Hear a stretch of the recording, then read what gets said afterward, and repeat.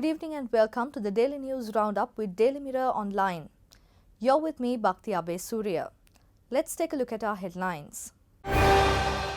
Antigen or PCR tests on people who don't wear face masks. 500 German tourists to visit Sri Lanka.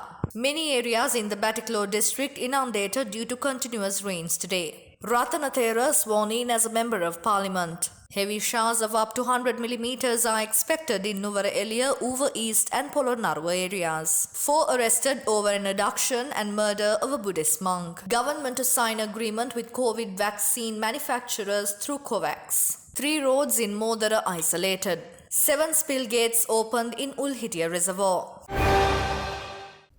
Now diving into those stories in detail.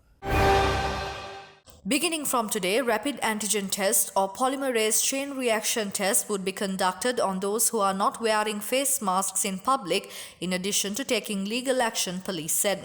Police spokesman DIG Ajit Rohana requested public to wear the face masks all the time and also to maintain social distancing in public. He said the decision was taken to make wearing face masks mandatory, which gives more protection against COVID-19 spread and prevents the deadly virus spreading to others in society. පසුගිය පැය 24 කාලය තුල 74 දිනක් අත්අඩංගුවට ගෙන තිබෙනවා මුහුණු ආවරණ නොපැළඳීම සහ දුරස්ථභාවයේ තබා නොගැනීම සම්බන්ධයෙන් ඒ වගේම මීට අදාළව අත්අඩංගුවට ගෙන ඇති මුළු සංඛ්‍යාව 2172ක් පමණ වෙනවා විශේෂයෙන්ම අද දිනේ සිට තීරණයක් ගෙන තිබෙනවා මුහුණු ආවරණ නොපැළඳින පුද්ගලයන් අත්අඩංගුවට ගැනීමට අමතරව ඔවුන්ට නඩු පැවරීමට අමතරව ඔවුන් සඳහා PCR හෝ ඇන්ටිජන් පරීක්ෂණ සිදු කිරීමට.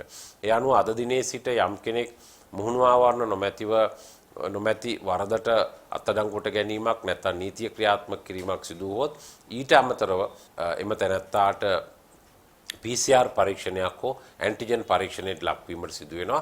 එයට හේතුව ඔවුන් අනාරක්ෂිතව සිටින බැවින් ඔවුන්ට ඒ රෝගය ආසාදනය වෙන්න පුළුවන්. ඒ වගේම එයින් තව කෙනෙකුට බෝ වෙන්න පුළුවන්.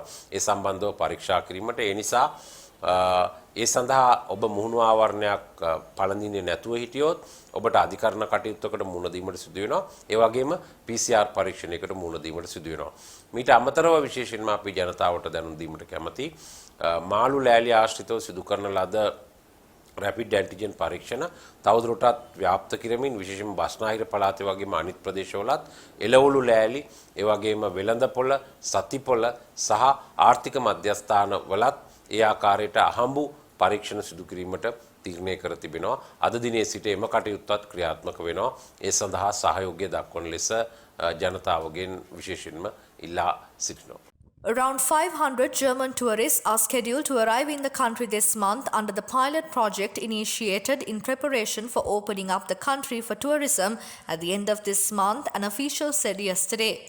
Tourism Ministry Secretary S. Hettiarachchi told Daily Mirror it had been planned to bring more than 2,000 tourists from Ukraine alone, and 500 of them have already landed in the country.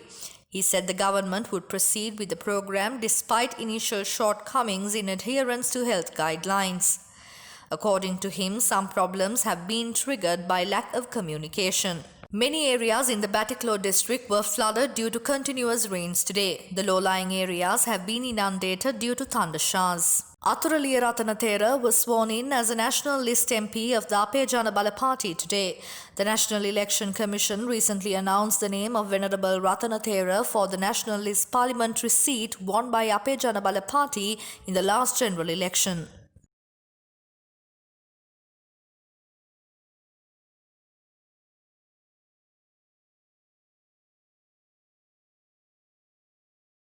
Director of the Met Department Ajit Vijayamana says that heavy showers are expected today as well as in the next 2 weeks due to the northeast monsoon.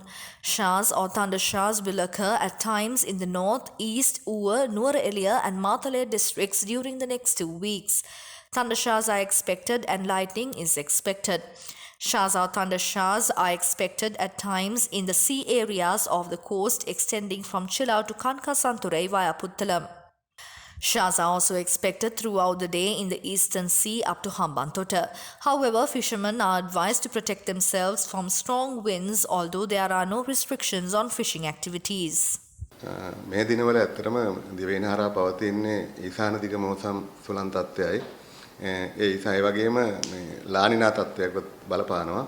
මේ හේතුවෙන් මේ හේතුනුත් ඇත්තටම මේ කාලේ පවතින ඊසාන දිග මෝසම් සුළං තත්ත්වය නිසා අපිට විශේෂයෙන් අද දින මේ වගේම ඉදිරි සති දෙක වගේ කාලය තුල දිවයිනේ උතුරු නැගෙනහිර ඒ වගේම ඌව නුවරඑළිය සහ මාතලේ දිස්ත්‍රික්කවල විටින් විට වැසි ඇති වෙනවා.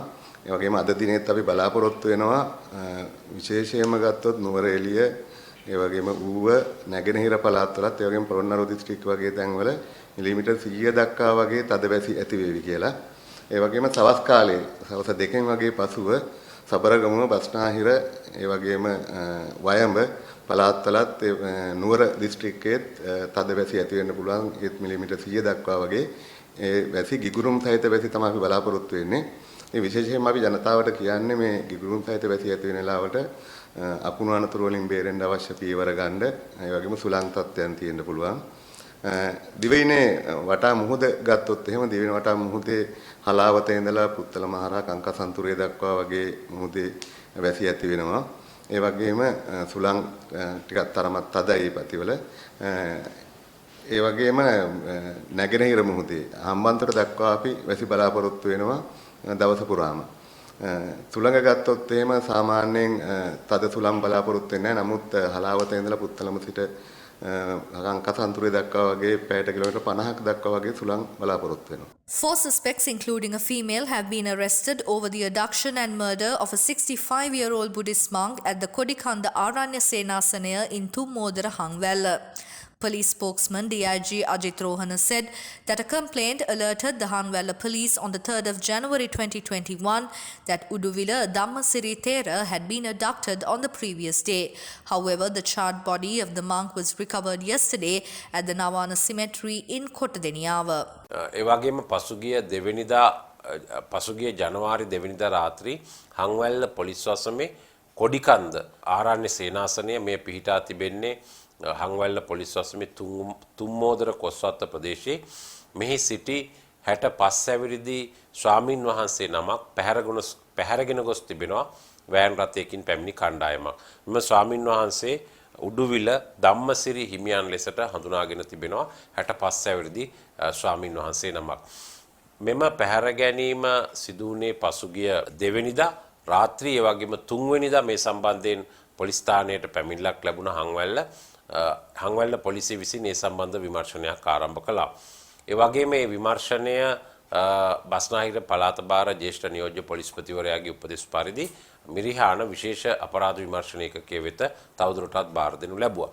මේ අතර ඊයේ දින දහවල් 12ට පමණ කොටදෙනියාව පොලිස් වසමේ නාවාන සුසාන භූමියේ තිබී යම් මලසිරුරක් සොයාගෙන තිබෙනවා. මේ මලසිරුර සම්බන්ධයෙන් විමර්ශනය කළ කොටදෙනියාව පොලිසිය මිනුවන්ගොඩ මහේත්‍රාත් අධිකරණයට දන්වා මහේත්‍රාත් පරීක්ෂණයක් පවත්වා දැනට මලසිරුර මීගමුව රෝහලේ මෘත ශරීරාගාරයේ වෙත යවා තිබෙනවා. එසේ යවා තිබෙන්නේ අද දින පශ්චාත් මරණ පරීක්ෂණයක් සඳහා මිනුවන්ගොඩ මහේත්‍රාත් අධිකරණයේ නියෝග පරිදි මීගමුව විශේෂඥ අධිකරණ වෛද්‍ය නිලධාරීවරයා විසින් මේ සම්බන්ධව පශ්චාත් මරණ පරීක්ෂණයක් පැවැත්වීම නියමිතව තිබෙනවා. කෙසේ වෙතත් මේ මලසිරුර සම්බන්ධයෙන් විමර්ශනය කිරීමේදී මෙම හංවැල්ල ප්‍රදේශයෙන් අතුරුදහන් වූ ස්වාමින් වහන්සේ වැඩ සිටි ආරණ්‍ය සේනාසනයේ ස්වාමින් වහන්සේලා දෙදෙනෙකු විසින් මෙම මලසිරුර තම ගුරු හිමියන්ගේ බවට හඳුනාගෙන තිබෙනවා. මේ සම්බන්ධයෙන් විමර්ශනයක් ආරම්භ කර තිබෙනවා. මෙය සැක කටයුතු තත්ත්වයන් යටතේ සිදුවෙච්ච මරණයක් බවට වාර්තා වෙන්නේ පැහැර ගැනීමෙන් පසුව යම් අපරාධයක් සිදු කර මනුෂ්‍ය ඝාතනයක් සිදු කර ඇති බවට සැක කෙරෙනවා. ඒ වගේම අද දින පශ්චාත් මරණ පරීක්ෂණයෙන් පසු මේ සම්බන්ධව සියලු තොරතුරු අනාවරණය කර ගැනීමට හැකි වෙනවා මරණයට හේතුව. කෙසේ වෙතත් මෙම ස්වාමින් වහන්සේ පැහැර ගැනීම සම්බන්ධව පුද්ගලයන් 4 දෙනෙක් සමග වෑන් රථයක් අත්අඩංගුවටගෙන තිබෙනවා. ඒ පුද්ගලයන් 4 දෙනා අතර එක් කාන්තාවක් සිටිනවා.